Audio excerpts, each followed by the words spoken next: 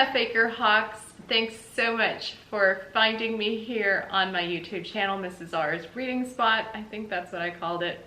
Never quite sure. I hope you guys are doing well.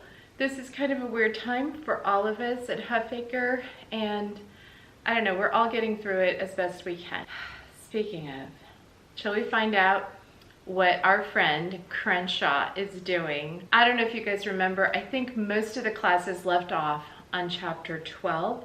So right now I'm gonna read 12, 13, 14, and 15. They're fairly short, and I'll stop there.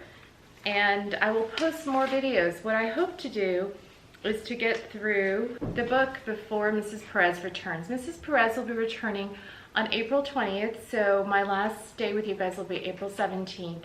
And what I want to do is get through the rest of CRENSHAW before Mrs. Perez returns. So shall we? If you guys remember, chapter 11 is where Jackson, I actually forgot the name, where Jackson watched his mom and dad fight. Chapter 12. I didn't sleep much after that. I tossed and turned, and finally I got up to get some water. Everyone was asleep. The bathroom door was closed, but light was sneaking out of the cracks. I heard humming. I heard splashing. Mom, I said softly. Dad? No answer. Robin? No answer. More humming. It sounded like, how much is that doggy in the window?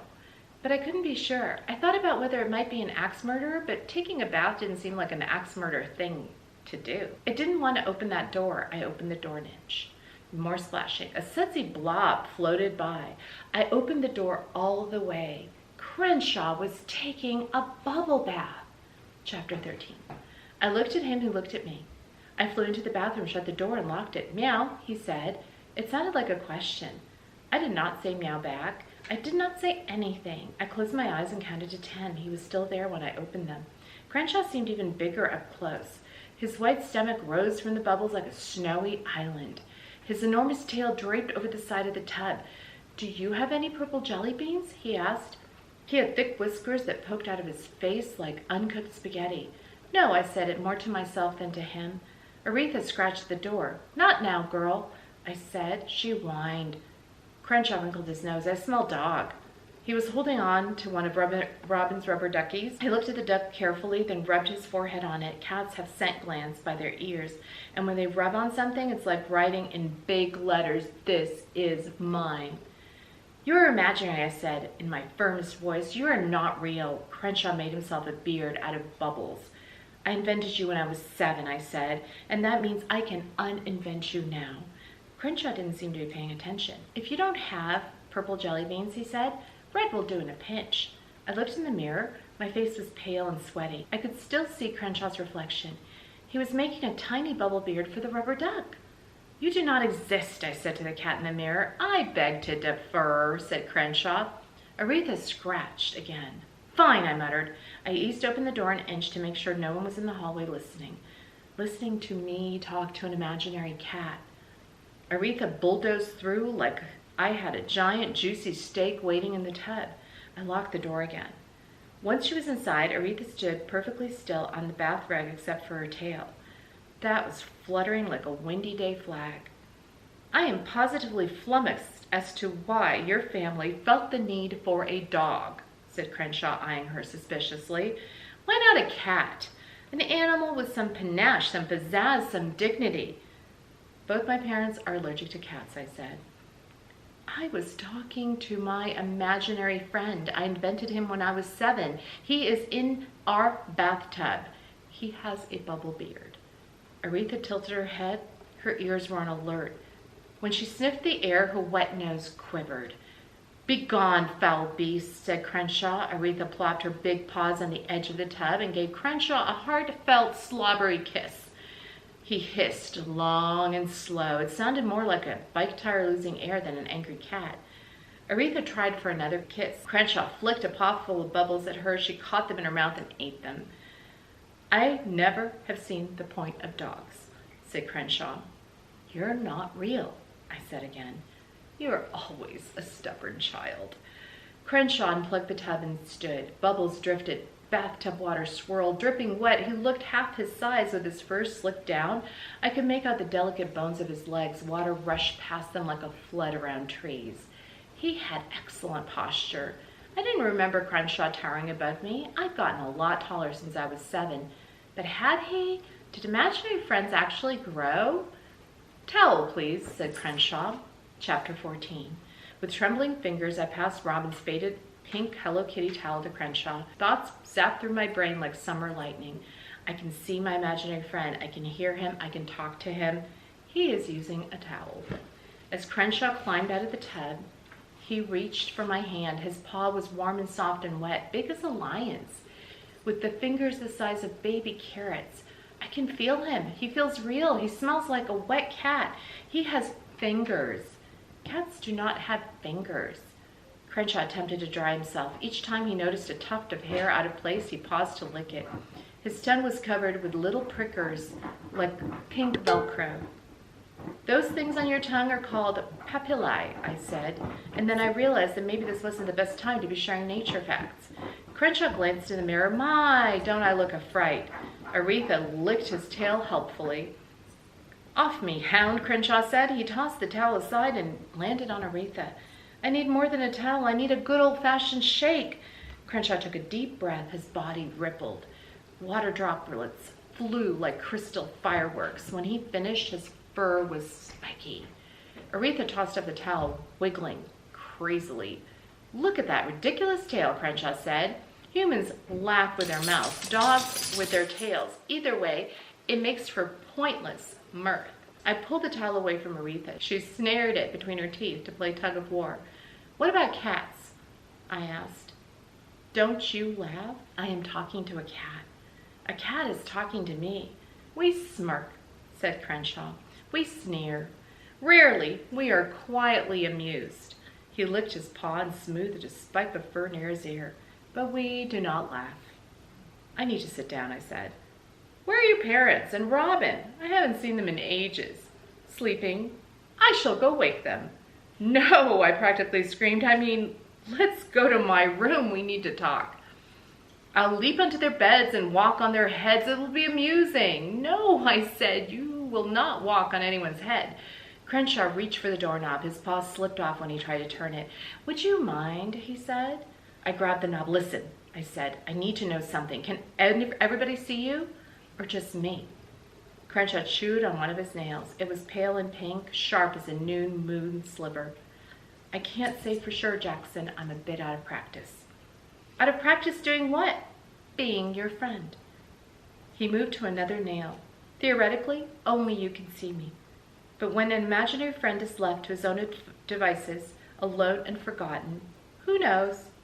His voice trailed off. He made a pouty face, far better than anything Robin could pull off. It's been a long time since you left me behind. Perhaps things have changed. Perhaps the fabric of the universe has unraveled just a tad. Well, what if you are visible? I can't let you just walk down the hall to my room. What if my dad wakes up to get a snack? What if Robin has to go to the bathroom? She doesn't have a litter box in her room. No, she does not have a litter box in her room. I pointed to the toilet. Ah, yes, it's all coming back to me now. Look, we're going to my room. Be quiet. And if anybody comes out, just, I don't know, freeze. Pretend you're a stuffed animal. Stuffed? He sounded offended. I beg your pardon. Just do what I say. The hallway was dark except for the bathroom, light spilling onto the carpet like melted butter. Crenshaw moved silently. For such a big guy, that's why cats are amazing hunters. I heard a soft creak behind me. Robin stepped out of her bedroom. I jerked my head to check on Crenshaw. He froze in place. His mouth was open and his teeth were bared, just like one of those dusty dead animals on display at a natural history museum. Jax, said Robin in a slurry voice, who are you talking to? Chapter 15. Aretha, I said. I was talking to Aretha. I hated lying, but it wasn't like I had a choice. Robin yawned. Were you giving her a bath? Yeah. I looked back and forth and back. Sister, imaginary friend, sister, imaginary friend. Aretha ran over to nuzzle Robin's hand. Aretha's not wet, Robin said. I used the hairdryer on her. She hates hair dryers. Robin kissed the top of Aretha's head. Don't you, baby? Robin didn't seem to see Crenshaw. Maybe because it was pretty dark in the hallway, or maybe because he was invisible. Or maybe because none of this was really happening. She smells the same, Robin observed, nice and doggy. I glanced at Crenshaw. He rolled his eyes. Oh well, Robin said, yawning. I'm going back to bed. Night, chaps. Love you. Night, Robin, I said. Love you too. As soon as her bedroom door closed, we retreated to my room. Crenshaw leaped onto my mattress as if he owned it. When Aretha tried to join him, he growled. It wasn't very convincing. I need to understand what's happening, I slumped against the wall. Am I going crazy? Crenshaw's tail rose and fell, making lazy S's in the air. No, you most certainly are not. He licked a paw. By the way, at the risk of repeating myself, how about those purple jelly beans? When I didn't answer, he settled into a donut-shaped tail wrapped around himself and closed his eyes. He purred the way my dad snores, like a motorboat with engine problems. I stared at him, huge, damp, bubble bath, talking cat. There's always a logical explanation, I told myself, and a part of me, the scientist part of me, really wanted to figure out what was going on. Still, a much bigger part of me felt certain that I needed this hallucination, this dream, this thing to disappear. Later, when Crenshaw was safely out of my house, not to mention my brain, I could think about what all this meant. A soft knock on my door told me Robin was back. She always knocks, the beginning of Wheels on the Bus. Tap, tap, tap, tap, tap. Jackson? Please go to sleep, Robin. I can't. I miss my trash can. Your trash can? Dad took my trash can to sell at the yard sale. I'm pretty sure that was a mistake, Robin. I said, nobody wants to buy your trash can. It had blue bunnies on it. We'll get it out of the garage in the morning. Aretha made a move to sniff Crenshaw's tail. He hissed. I put my finger to my lips to shush him, but Robin didn't seem to hear anything. Night, Robin, I said. See you in the morning. Jackson? I rubbed my eyes and groaned, the way I'd seen my parents do more than once. Now what? Do you think I can get another bed someday? Sure, of course. Maybe even one with blue bunnies. Jackson? Yes. My room is scary without my stuff in it. Could you come read me Lyle? I took a long, slow breath. Sure, I'll be right there. Robin sniffled. I'll just wait right here by your door, okay? Okay, I shot a glance at Crenshaw. Just give me a second, Robin. There's something I really need to do. Okay, next time I think I'll read probably the next 4 chapters, 16 through 20. We're gonna get through this book. So Huffaker Hawks, look for it probably next week, maybe even sooner. I hope that you're all well and spend a little time reading books and not so much looking at screens, which I realize you're doing now, and I'm grateful for that. Have a good week, you guys.